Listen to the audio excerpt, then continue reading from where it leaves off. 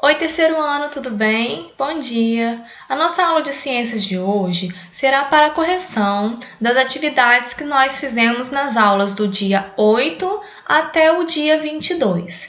Eu irei explicar aqui alguns exercícios que foram um pouquinho mais complicados e o restante vocês farão a conferência pela chave de correção que eu estarei enviando para vocês, tá bom? Então vamos começar aqui na aula do dia 8. Como os sons são produzidos. Nós fizemos a página 4 da apostila e a página 53 do CA. Número 1 era a resposta pessoal sobre os sons que vocês estavam escutando. E o número 2 até o número 6 nós iremos comentar um pouquinho. Quais dos sons que você ouviu são produzidos por seres vivos e quais são produzidos por máquinas ou fenômenos da natureza? Sons produzidos por seres vivos são, por exemplo, o latido dos cães, o cantar dos pássaros e assim por diante. Sons produzidos por máquinas. O exemplo mais comum que nós podemos ouvir no dia a dia são os carros passando, as motos, o barulho de uma ferramenta, por exemplo, uma furadeira, um relógio, o tic-tac do relógio.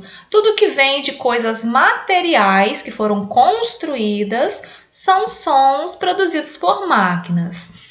E sons produzidos por fenômenos da natureza é o barulhinho da chuva, o barulho do vento, o barulho de um trovão e assim por diante. Alguns desses sons incomodam você? Isso aí também é pessoal. Porém, é importante eu comentar que tem alguns barulhos que incomodam algumas pessoas. Tem gente que se incomoda com música muito alta ou com um ambiente muito barulhento, mas isso varia de cada pessoa. Número 4. Você prefere estudar em lugares silenciosos ou ouvindo alguma música? Eu, particularmente, quando estou estudando alguma coisa, eu prefiro estar num local silencioso. Mas quando eu estou trabalhando, por exemplo, como eu estava agora há pouco produzindo essa chave de correção para vocês, colocando aqui tudo separadinho, certinho, o que nós fizemos nessas aulas desses dias. Eu já gosto de fazer escutando uma música, porque me ajuda a relaxar e pensar melhor. Então, depende de cada um também. Isso aí é muito pessoal. Exercício número 5. Em uma fazenda ou em uma floresta, ouvimos esses mesmos sons? Não, provavelmente não. Porque a tendência é de, numa fazenda, a gente escutar mais os sons da natureza, não é verdade? O barulhinho de um rio ou de uma cachoeira, o som de mais animais, como galinhas, porcos, etc.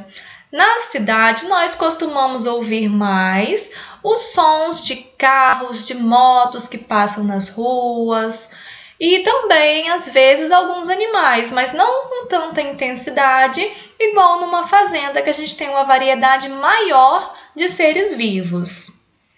E se voltássemos 100 anos no tempo, que sons seriam diferentes? Olha só, no passado não tinha a mesma quantidade de carros que nós temos hoje em dia. Então, hoje, a gente escuta mais barulho de automóveis do que há 100 anos atrás. Esse é um exemplo.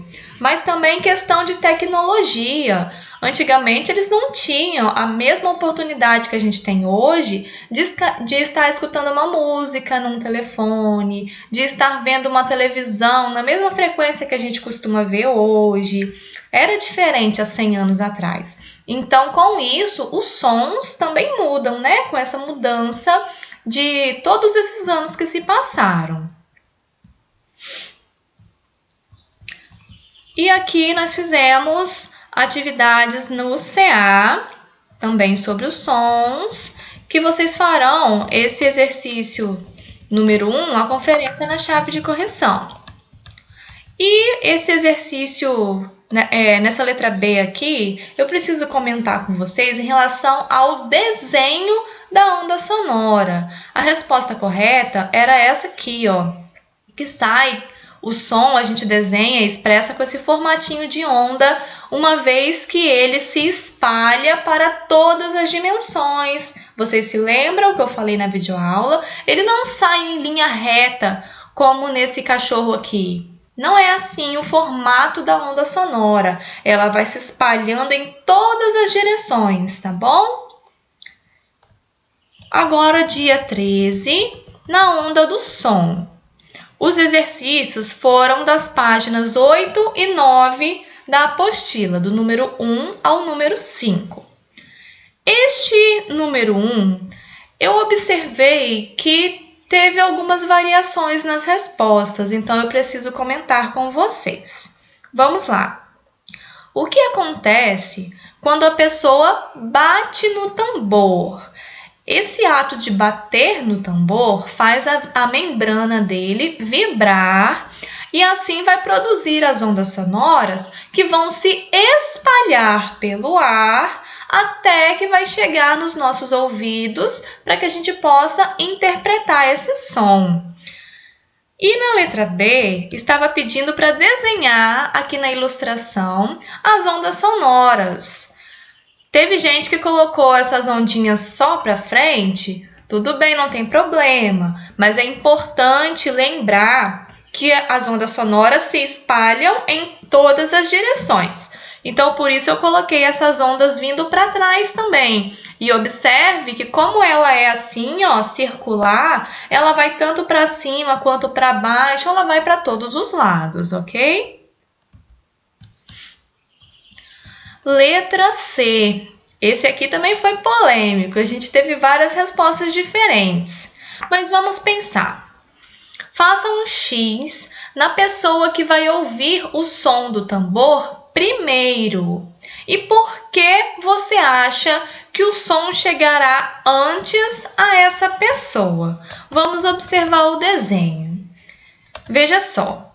No fundo, quem vai escutar primeiro é o tocador, porque ele está produzindo o som ali batendo com as mãos no tambor.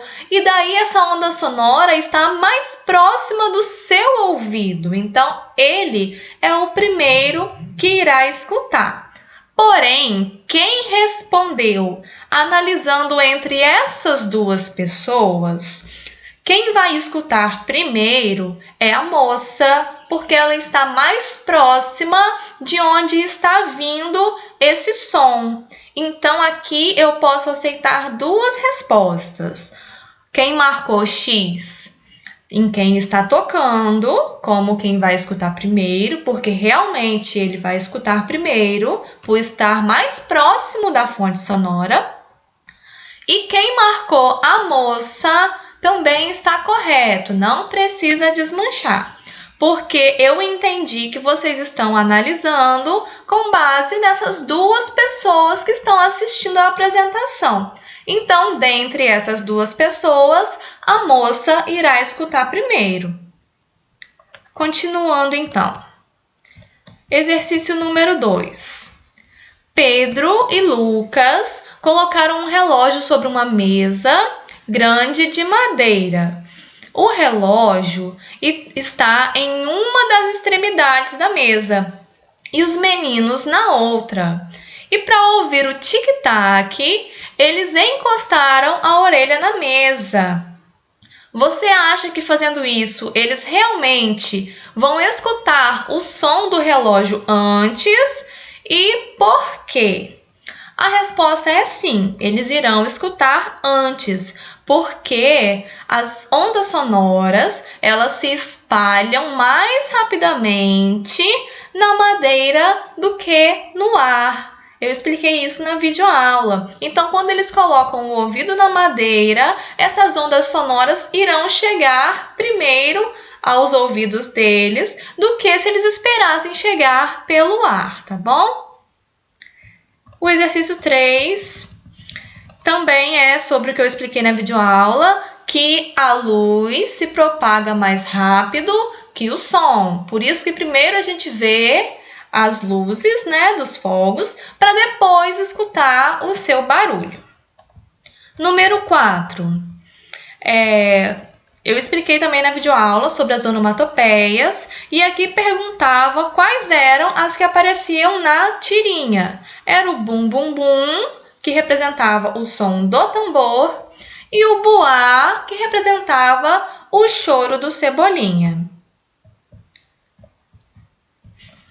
Aqui estava querendo saber quais partes do corpo as crianças estavam utilizando para produzir os sons. Então, o primeiro está usando a boca para assobiar, a segunda menina está estalando os dedos, o terceiro, que é um rapazinho, está batendo palma, então está usando as mãos para fazer o barulho, e a última menina está batendo os pés. E eu também pedi para vocês fazerem a experiência de falar A batendo no peito e de variar a forma da boca para ver o que acontecia com os sons. O som muda. Por que ele muda? Porque quando a gente bate no nosso peito, a gente faz o ar sair de dentro dos nossos pulmões de uma forma mais rápida. A gente meio que expulsa o ar de dentro da gente.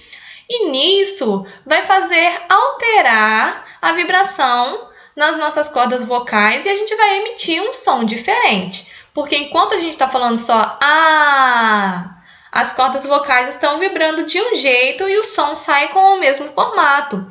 Mas aí a gente pega e bate, ó, a. Eu continuo fazendo o mesmo A, mas a passagem do ar que saiu dos meus pulmões alterou a vibração das minhas cordas vocais. E daí fez essa mudança no som, porque alterou o formato da onda sonora. Por isso que a gente tem essa variação de sons. O mesmo acontece quando a gente abre e fecha a boca assim, ó. No meu cérebro eu estou emitindo o mesmo som, mas quando eu mexo a minha boca, eu também altero o desenho da onda sonora, digamos assim. Daí ela sai com um som diferente. E aqui, que era para vocês imitarem o que as crianças estão fazendo, a ideia era vocês observarem que os barulhos que eles estão fazendo com a mão, estalando as coisas, dava uma ideia de um barulhinho de vento, ou então uma rolha saindo de uma garrafa, e daí por diante. A aula do dia 15 foi sobre características do som. E a atividade era a página 15 da apostila. Esse exercício eu observei alguns erros também, porque a ideia aqui era a gente pintar de amarelo o som que o navio e que o golfinho estavam produzindo. Então, eu tentei marcar aqui, ó, fazendo triângulos em amarelo, para vocês conseguirem entender, porque eu não tinha como pintar, né? Então, eu fiz esses triângulos aqui no formatinho das ondas sonoras emitidas, tanto pelo navio quanto pelo golfinho. E era para pintar de vermelho as ondas refletidas, o eco. Então, ó, de amarelo foi o som que o navio emitiu. Bateu lá no solo, subiu em forma de eco. Então, foi aqui que eu pintei de vermelho. E esse lado daqui foi onde teve uma confusão maior para vocês fazerem, porque tava uma onda por cima da outra. Então, não dava para entender assim com tanta facilidade, né? Igual a anterior. A anterior estava mais fácil. Mas aqui é o seguinte, o golfinho emitiu a onda, então ela começa pequenininha e vai ampliando. Então, ó, esse desenho em amarelo é a onda emitida. Aí bateu aqui no cardume e voltou em forma de eco, que é o triângulo em vermelho. Ela veio voltando, abrindo para perto do golfinho. Letra B. Com qual finalidade os ecos estão sendo usados em cada situação?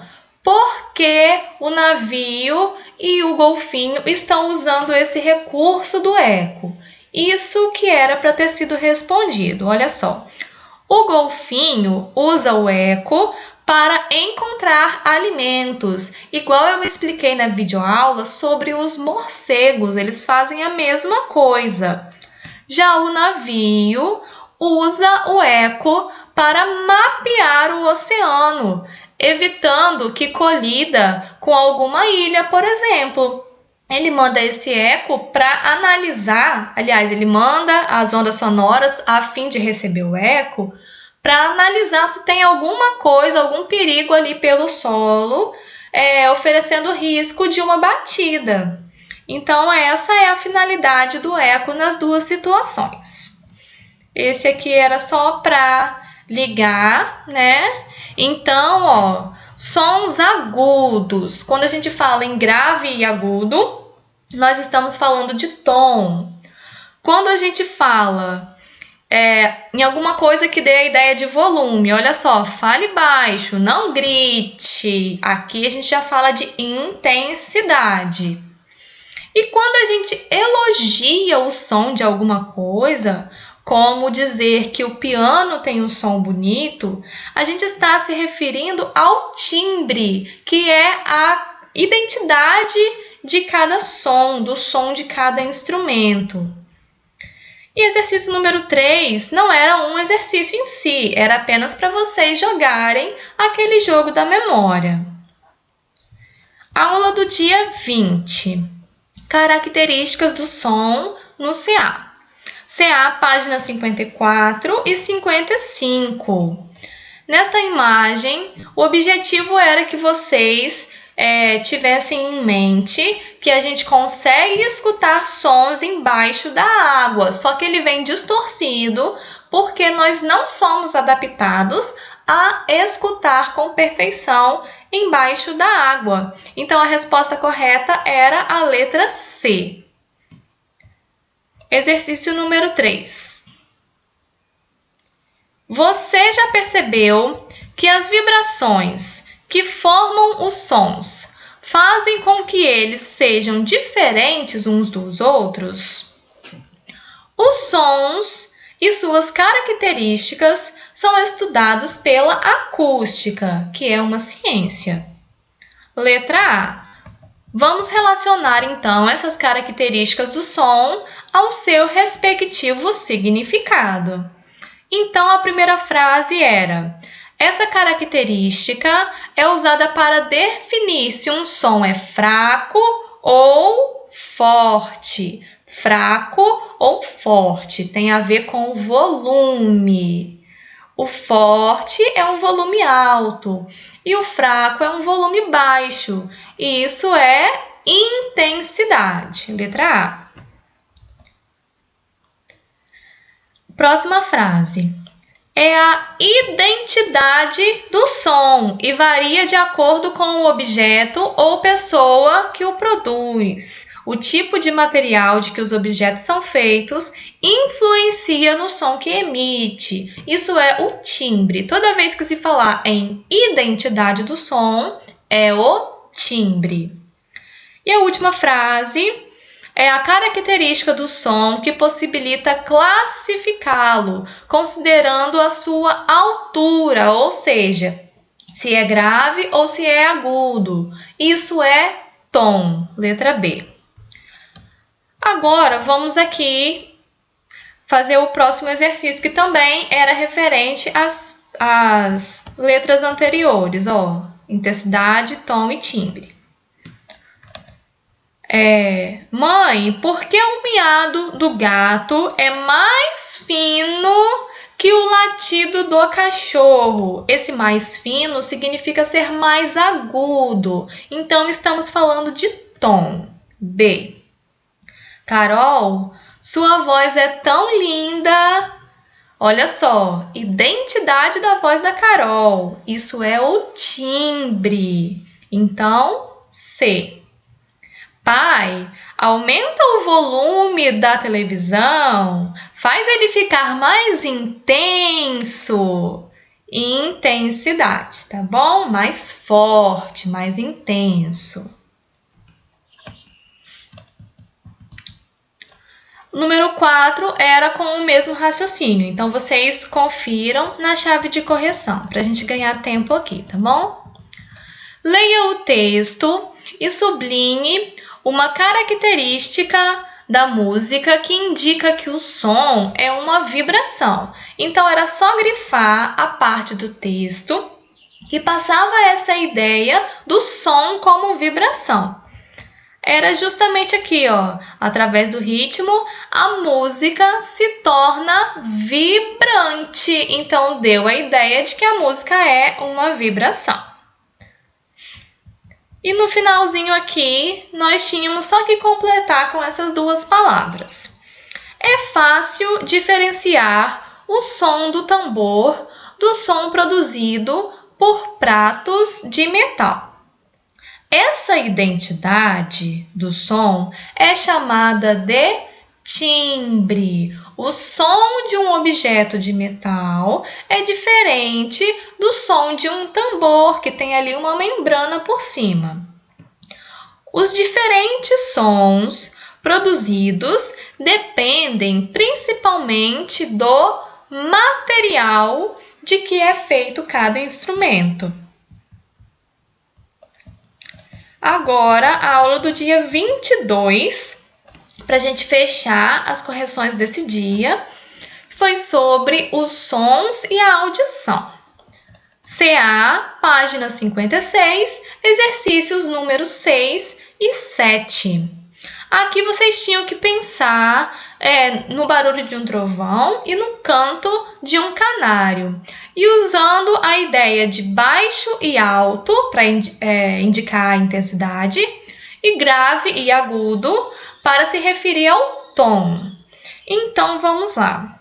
O som do trovão pode ser ouvido de muito longe.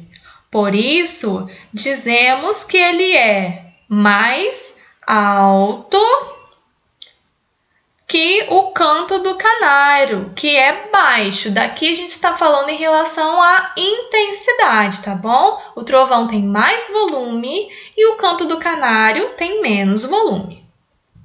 Letra B.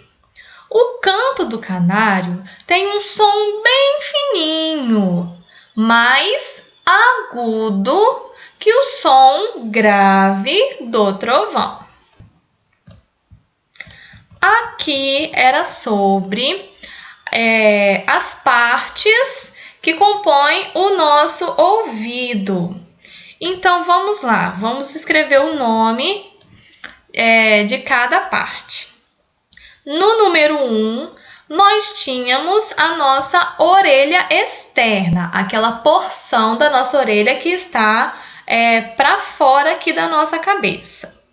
Número 2, era uma membranazinha aqui, ó. A primeira membrana que vibra assim que o som entra pela nossa orelha, que é o nosso tímpano. Essa membrana se chama tímpano. Depois vem aqueles 3 ossinhos que eu tinha falado na videoaula, que se chamam martelo, bigorna e estribo. Então, nós não precisamos colocar o nome deles 3, até porque a apostila não trouxe. Então, eles são ossos, ok? Essa palavra já preenche aqui pra gente. Mas quem colocou o nome dos 3 ossinhos, mais perfeito ainda, tá bom? Número 4, era aquele órgãozinho em formato de espiral, que eu falei na videoaula que se chamava cóclea, tá bom? Cóclea. E aqui, no número 5, são os nervos que vão levar para o cérebro o som que a gente está escutando para o nosso cérebro, então, interpretar esse som. Então, número 5, nervos. E agora, para finalizar, vamos fazer a letra B, que era para enumerar de acordo com o desenho ali de cima. Então, vamos lá. As ondas sonoras são captadas pela orelha externa e entram na orelha interna. Então, a gente tem que colocar aqui o número 1, que é por onde começa esse processo. O número 2 era a seguinte frase: as ondas sonoras fazem o tímpano vibrar. Então, ó, entrou pela orelha, chega lá no tímpano primeiro. Então, ele vai vibrar primeiro. Então, a terceira frase é o número 2. Número 3. A vibração do tímpano passa para 3 ossos pequenos. Então, a próxima etapa, vibrou aqui, passou para os ossinhos, certo? Então, essa segunda frase é a número 3. Número 4. Em seguida, depois desses ossinhos vibrarem, a vibração é transmitida para um líquido presente numa estrutura em formato de espiral, que é a cóclea. Então, a última frase é o número 4, cóclea. E a frase número 5, a vibração desse líquido estimula os nervos que levam as informações até o cérebro, o qual interpreta essas informações como sons. Então, a penúltima frase é a número 5, que se refere aos nervos, tá bom, pessoal? E assim a gente encerra a nossa revisão de hoje através dessa correção, porque na nossa próxima aula nós teremos atividade avaliativa, tá bom? Um grande beijo para vocês, qualquer dúvida estou à disposição e até a nossa próxima aula.